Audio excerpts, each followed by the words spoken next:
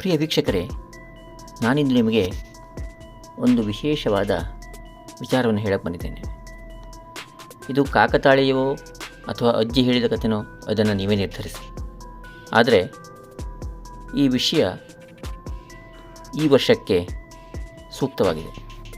ಅದೇನು ಅಂತ ನೋಡೋಣ. ನೀವು ನೋಡಿದಂತೆ ಈ ವರ್ಷ ಎಲ್ಲ ಕಡೆ ನೇರಳೆ ಹಣ್ಣು ತುಂಬ ಬಂದಿದೆ.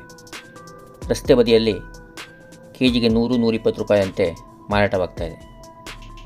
ಹಾಗಾದರೆ ಈ ನೇರಳೆ ಹಣ್ಣಿಗೂ ಮಳೆಗಾಲಕ್ಕೂ ಏನು ಸಂಬಂಧ? ಇದನ್ನು ನೋಡೋಣ ಬಂದು. ನಿಜ ಹೇಳಬೇಕು ಅಂದರೆ ಈ ವರ್ಷ ಮಾರುಕಟ್ಟೆಯಲ್ಲಿ ಬಂದಷ್ಟು ನೇರಳೆ ಹಣ್ಣನ್ನು ನಾನು ಕಳೆದ 3 ವರ್ಷದಲ್ಲಿ ನೋಡೇ ಇಲ್ಲ ಕಣ್ರಿ. ನೇರಳೆ ಹಣ್ಣುಗಳು ಅಕ್ಷರಶಃ ರಾಶಿಯಾಗಿ ಬಿದ್ದಿವೆ. ಕಳೆದ ವರ್ಷ ತೀರಾ ಕಡಿಮೆ ಫಲ ಬಿಟ್ಟಿದ್ದ ಮರಗಳೂ ಸಹ ಈಗ ಫಲವತ್ತಾಗಿ ನೇರಳೆ ಹಣ್ಣನ್ನು ಬಿಟ್ಟಿದೆ.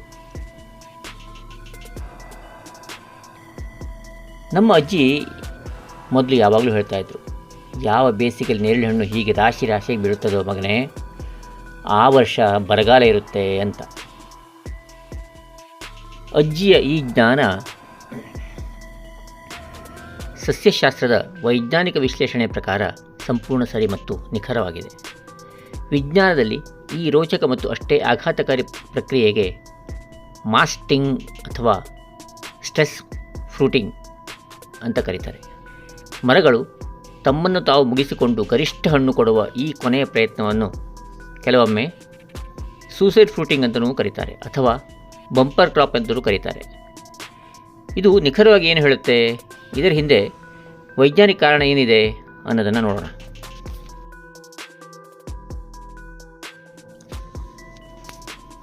ಇದನ್ನು ಸರ್ವೈವಲ್ ಇನ್ಸ್ಟಿಂಕ್ಟ್ಸ್ ಅಥವಾ ಅಸ್ತಿತ್ವಕ್ಕಾಗಿ ಹೋರಾಟ ಅಂತ ಕರಿತೀವಲ್ಲ, ಹಾಗೆ ಕರಿಬೋದು. ಇದು ಪ್ರಕೃತಿಯ ಜಾತಿಯನ್ನು ಉಳಿಸಿಕೊಳ್ಳುವ ನಿಯಮ ಅಂತ ಕರಿಬೋದು. ಮರಕ್ಕೆ ಭೂಮಿಯೊಳಗೆ ನೀರಿನ ಅಭಾವ ಅನಿಸಲು ಪ್ರಾರಂಭಿಸಿದಾಗ ಅಥವಾ ಹವಾಮಾನದಲ್ಲಿ ದೊಡ್ಡ ಬದಲಾವಣೆ ಆಗಲಿದೆ ಎಂದ ಸೂಚನೆ ಸಿಕ್ಕಾಗ ಮರ ತನ್ನ ಡಿಫೆನ್ಸಿವ್ ಮೋಡ್ಗೆ ಹೊರಟೋಗುತ್ತೆ. ಮರಕ್ಕೆ ಅನಿಸುತ್ತೆ, ಬಹುಶಃ ಮುಂದಿನ ದಿನಗಳಲ್ಲಿ ನಾವು ಬದುಕದೇ ಇರಬಹುದು. ಆಗ ತನ್ನನ್ನು ಉಳಿಸಿಕೊಳ್ಳುವ ಬದಲು ತನ್ನ ಪ್ರಜಾತಿ ಭೂಮಿಯ ಮೇಲೆ ಉಳಿಯಲಿ ಎಂದು ಮರವು ತನ್ನ ಸಂಪೂರ್ಣ ಶಕ್ತಿಯನ್ನು ಬೀಜ ಅಥವಾ ಹಣ್ಣನ್ನು ತಯಾರಿಸಲು ಬಳಸುತ್ತೆ.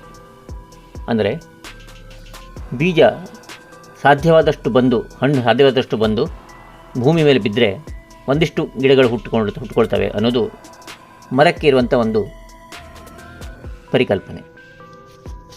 ಹಾಗೆ ಅಂತಹ ವರ್ಷದಲ್ಲಿ ಮರವು ಹೊಸ ಚಿಗುರನ್ನು ಬಿಡುವುದನ್ನು ಅಥವಾ ಕೊಂಬೆಯನ್ನು ಬೆಳೆಸುವುದನ್ನು ಸಂಪೂರ್ಣ ನಿಲ್ಲಿಸುತ್ತೆ. ಏಕೆಂದರೆ ಹೊಸ ಎಲೆಗಳನ್ನು ಬದುಕಿಸಲು ಹೆಚ್ಚು ನೀರು ಮತ್ತು ಆಹಾರ ಬೇಕಾಗುತ್ತೆ. ಮರವು ಆ ಶಕ್ತಿಯನ್ನು ಉಳಿಸಿ ಕೇವಲ ನೇರಳೆ ಹಣ್ಣಿನ ಉತ್ಪಾದನೆಯನ್ನು ಹೆಚ್ಚಿಸುವುದರಿಂದ ನೇರಳೆ ಹಣ್ಣು ಹೆಚ್ಚು ಉತ್ಪಾದನೆಯಾಗಿ ಅದು ಭೂಮಿಗೆ ಬಿದ್ದು ಗಿಡಗಳಾಗುತ್ತೆ. ಇದರಿಂದಲೇ ಕಳೆದ ವರ್ಷ ತೀರಾ ಕಡಿಮೆ ಹಣ್ಣು ಬಿಟ್ಟಿದ್ದ ಮರಗಳು ಈ ವರ್ಷ ಹಣ್ಣುಗಳಿಂದ ತುಂಬಿ ಹೋಗಿವೆ. ಆದ್ದರಿಂದ ಸ್ನೇಹಿತರೆ, ನೀರನ್ನು ಮಿತವಾಗಿ ಬಳಸಿ. ಯಾಕೆಂದರೆ ಈ ಬಾರಿ ಬರಗಾಲ ತುಂಬ ಕಷ್ಟಕರವಾಗಿದೆ.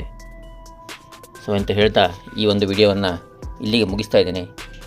ಮುಂದಿನ ಬಾರಿ ಮತ್ತೊಂದಷ್ಟು ಮಾಹಿತಿಯೊಂದಿಗೆ ನಿಮ್ಮ ಮುಂದೆ ಬರ್ತೇನೆ. ಅಲ್ಲಿವರೆಗೆ ನಮಸ್ಕಾರ. ನೋಡಿ, ಅಜ್ಜಿಯ ಭವಿಷ್ಯ ಮತ್ತು ವಿಜ್ಞಾನಕ್ಕೆ ಹೇಗೆ ಸಂಬಂಧ ಇದೆ ಅಂತ. ಅಜ್ಜಿಯ ನಿರೀಕ್ಷಣೆ ಸಂಪೂರ್ಣ ನಿಖರವಾಗಿದೆ. ಏಕೆಂದರೆ ಸಸ್ಯಗಳು ಹವಾಮಾನದ ಬದಲಾವಣೆಯನ್ನು ಮನುಷ್ಯರಿಗಿಂತ ಬಹಳ ಬೇಗ ಅರಿತವೆ. ಬಹುಶಃ ನಿಮಗೆ ನೆನಪಿರ್ಬೋದು, ಕಳೆದ ಒಂದು ವಾರದಿಂದ ಬಹುಶಃ ನನಗೆ ನೆನಪಿದ್ದಾಗೆ ಪೆಸಿಫಿಕ್ ಮಹಾಸಾಗರದಲ್ಲಿ ಟೆಂಪ್ರೇಚರ್ 2 ಡಿಗ್ರಿ ಮೇಲೆ ಹೋಗಿದೆ. ಅದರಿಂದ ಬರಗಾಲ ಅಂತ ಆಗಲೇ ಒಂದು ಸೂಚನೆ ಬಂದಿದೆ. ನೇರಳೆ ಮರದ ಬೇರು ಆಣೆ ಬೇರು ಆಗಿದ್ದು ಭೂಮಿಯ ತೀರಾ ಆಳದ ಪದರದವರೆಗೂ ಹೋಗುತ್ತೆ.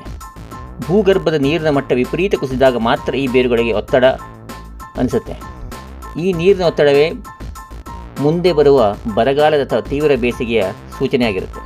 ಅದಕ್ಕಾಗಿಯೇ ಯಾವ ಬೇಸಿಗೆಯಲ್ಲಿ ನೇರಳೆಯ ಅಭೂತಪೂರ್ವ ಫಸಲು ಬರುತ್ತದೋ ಅದು ಪ್ರಕೃತಿಯ ಭವಿಷ್ಯದ ಶುಷ್ಕ ಕಾಲದ ಬಗ್ಗೆ ನೀಡುವ ಎಚ್ಚರಿಕೆ ಆಗುತ್ತದೆ. ಈಗಾಗಲೇ ಹಲವಾರು ಕಡೆ ಮಳೆಯ ಅಭಾವ ಸ್ಟಾರ್ಟ್ ಆಗಿದೆ. ಈಗಾಗಲೇ ಜೂನ್ 15 ತಾರೀಕು ಬಂತು, 15 ತಾರೀಕು ದಾಟೋಯ್ತು, ಆದರೂ ಮಳೆ ಇಲ್ಲ. ಈ ಬಾರಿ ತುಂಬ ಕಡೆ ಬರಗಾಲದ ಸೂಚನೆ ಈಗಾಗಲೇ ಶುರುವಾಗಿದೆ. KRSಲ್ಲಿ ನೀರು ಒಣಗೋಗಿದೆ. ಬೆಂಗಳೂರಲ್ಲಿ ಮಳೆ ಬಂದರೂ ಅದು ಯಾವುದೇ ಪ್ರಯೋಜನ ಇಲ್ಲ. ಈ ಬಾರಿ ಬೆಂಗಳೂರಿಗೆ ನೀರು ಎಲ್ಲಿಂದ ಸಪ್ಲೈ ಆಗುತ್ತೋ ಗೊತ್ತಿಲ್ಲ ಸರಿಯಾಗಿ, ಯಾಕಂದರೆ ಈಗಾಗಲೇ ಬರಗಾಲ ಇದೆ. ಆ ಕಡೆ ತಮಿಳುನಾಡಿನ ಒತ್ತಡ ಬೇರೆ, ಅವರಿಗೆ ಅಷ್ಟು ನೀರು ಬಿಡಲೇಬೇಕು. ಸೊ ಈ ಬಾರಿ ಬೆಂಗಳೂರಿಗಂತೂ ನೀರಿನ ಬರಗಾಲ ಕಟ್ಟಿಟ್ಟ ಬುತ್ತಿ. ಅದೇ ರೀತಿ ಇನ್ನು ಹಳ್ಳಿಗಳಿಗೆ ಹೋದರೆ ಅಲ್ಲೂ ಮಳೆ ಇಲ್ಲ, ಅಲ್ಲೂ ಈಗಾಗಲೇ ಎಲ್ಲ ಆಕಾಶ ನೋಡ್ತಾ ಇದ್ದಾರೆ. ಏನಾಗುತ್ತೋ ಗೊತ್ತಿಲ್ಲ. ಆದರೆ ಈ ಬಾರಿ ನೇರಳೆ ಫಸಲು ಜಾಸ್ತಿ ಬಂದಿದ್ದಕ್ಕೂ ಬರಗಾಲಕ್ಕೂ ಒಂದು ರೀತಿ ವೈಜ್ಞಾನಿಕ ನಂಟು ಅಂತಲೂ ಹೇಳ್ಬೋದು.